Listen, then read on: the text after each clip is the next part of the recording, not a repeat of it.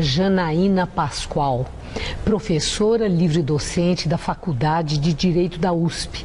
Janaína Pascoal subscreve o pedido de impeachment da presidente Dilma Rousseff ao lado dos juristas Miguel Reale Júnior e Hélio Bicudo.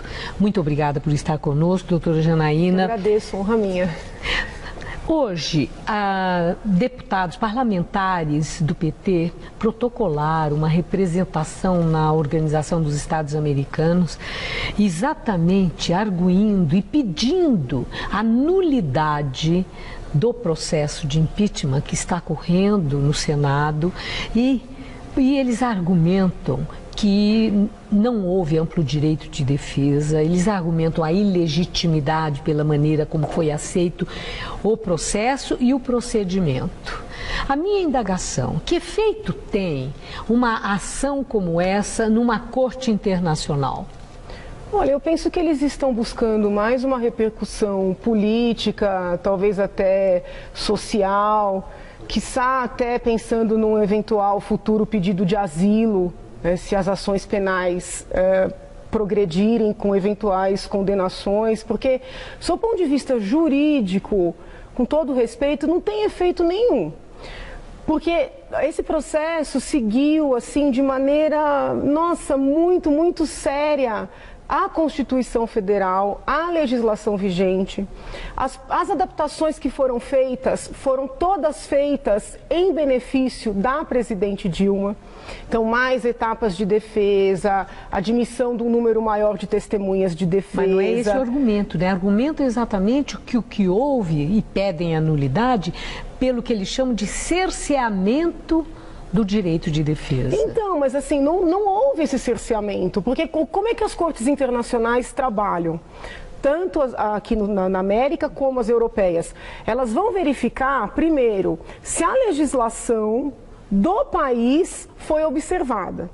E se eventualmente esta legislação do país fere princípios internacionais. Então, assim, esse primeiro requisito, né, para eles terem algum sucesso lá fora, já não existe, porque a legislação foi observada. Inclusive, houve maior deferência à presidente do que o que está previsto.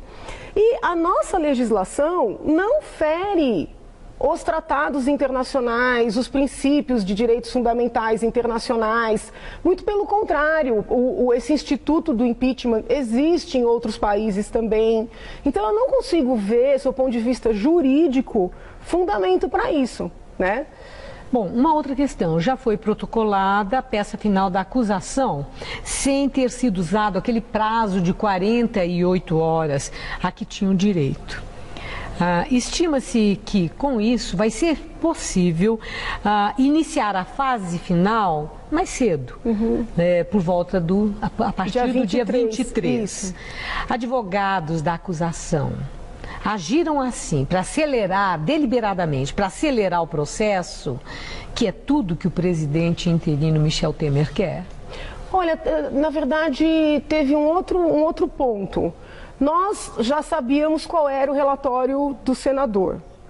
Estávamos aguardando para saber se esse relatório seria aprovado ou não. Nós preparamos um libelo com base no relatório. Se eventualmente o relatório fosse modificado ou não fosse aprovado, nós alteraríamos o libelo.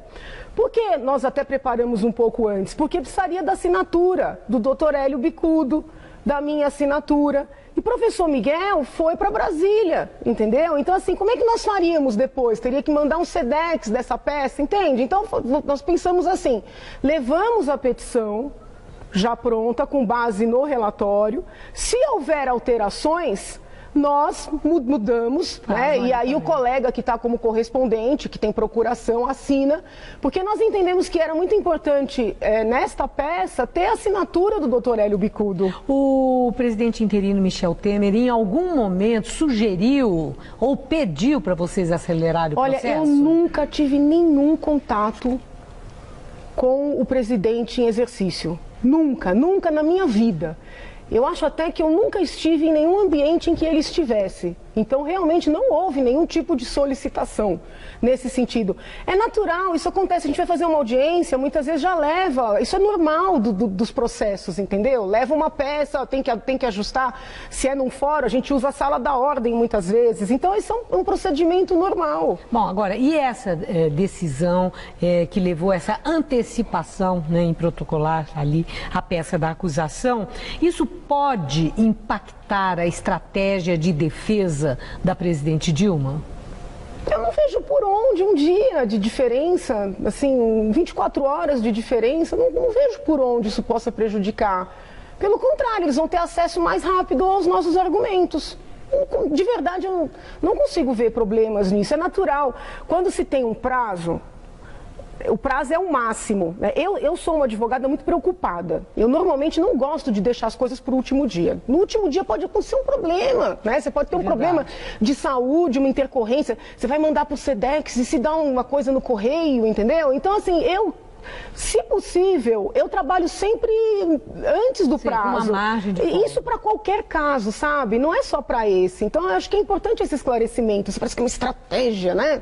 São só 24 horas antes. O que nós quisemos foi ter certeza que seria entregue, entendeu? Agora, uma avaliação sua, né? Durante todo esse processo, os presidentes das casas que compõem o Congresso, Eduardo Cunha, que renunciou à presidência da casa, Renan Calheiros, e até agora na comissão no Senado, Raimundo Lira, eles atuaram com serenidade, isenção, independência, ou em algum momento exibiram comprometimento nas ações? Olha, eu não percebi isso em nenhum deles. Né? Nem no Eduardo Cunha? Não, porque ele me recebeu para receber a petição de uma maneira que eu não conseguia nem, olhando para ele, eu não tinha a menor ideia se ele iria ler, se ele achava que aquilo era bom ou ruim. Não, é uma pessoa, assim, impossível de ser lida, sabe?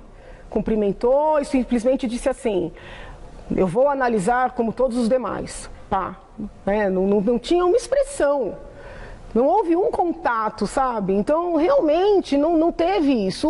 O senador Renan Calheiros, eu acho que eu nem encontrei nesse processo inteiro. A única manifestação dele a meu respeito foi dizer que eu sou muito chata e ele tem razão. Não é demérito, não é então, demérito. Assim, Pro advogado eu sou cri-cri mesmo, eu sou chata mesmo. Então, assim, não tive contato nenhum com ele. Com o senador Raimundo Lira, eu tive maior contato, mas foi aquele contato ali das audiências.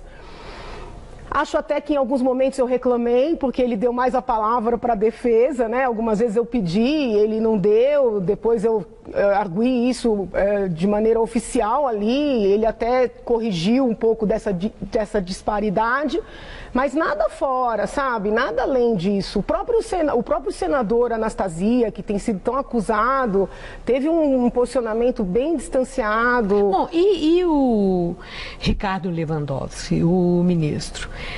Havia uma espécie de apreensão, né, no ar sobre a possibilidade de Ricardo Lewandowski, por ter sido nomeado por Lula, e consta que teria um relacionamento até familiar com a família do Lula, da esposa dele, que ele pudesse ter uma atitude qualquer que mostrasse aí uma simpatia maior para com a situação de Dilma Rousseff. Na sua avaliação, a atuação de Ricardo Lewandowski no comando, né, nessa fase final do processo de impeachment, olha, como é que avalia? Me pareceu muito correta. Bastante objetivo, preocupado em seguir as normas, em verificar os regimentos, né, do próprio Supremo, da Casa, de deixar as normas claras, até naquele momento em que a senadora pediu um intervalo e disse que eles tinham combinado 1 hora, ele tomou o cuidado, eu percebi que ele nem queria dar o intervalo, ele queria, né, tocar a sessão adiante, mas ele tomou o cuidado de fazer o intervalo, já que tinham combinado, disse que como o anterior foram 30 minutos, que ele manteria. Então, eu acho que ele teve um cuidado de deixar bastante transparente tudo que estava acontecendo. Eu realmente achei muito bom o procedimento dele. Bom, há uma apreensão no ar de que essas delações de executivos da Odebrecht que possam atingir o governo e grandes partidos políticos.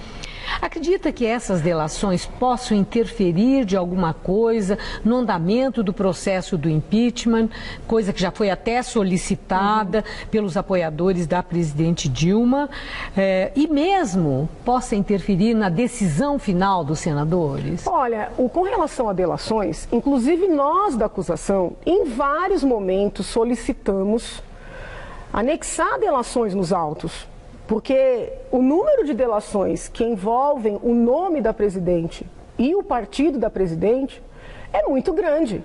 Eu cheguei a levar uma petição para juntar, por exemplo, a delação do senador Delcídio. Então, eu te digo, já disse isso lá na audiência, se a defesa quiser anexar delações, eu acho ótimo, nós vamos anexar também.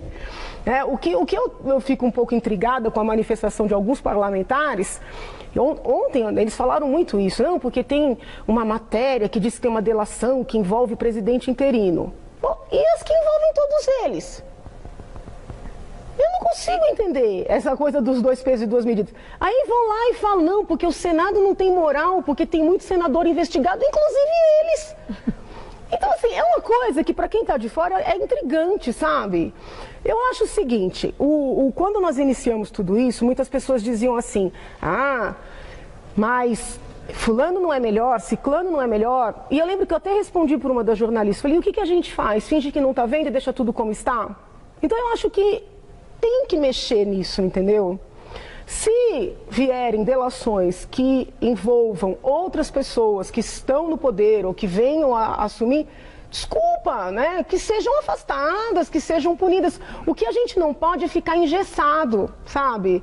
Com esse sentimento, olha, não, como todo mundo deve, ou todo mundo diz que todo mundo deve, a gente não faz nada. Porque é um pacto de silêncio, né? Eu acho que o Brasil não consegue mais conviver com esse pacto de silêncio. Corrompe, né? Independentemente de qual seja o partido ou de qual seja a pessoa, a gente tem que trabalhar com fatos, né? Então, assim, este fato.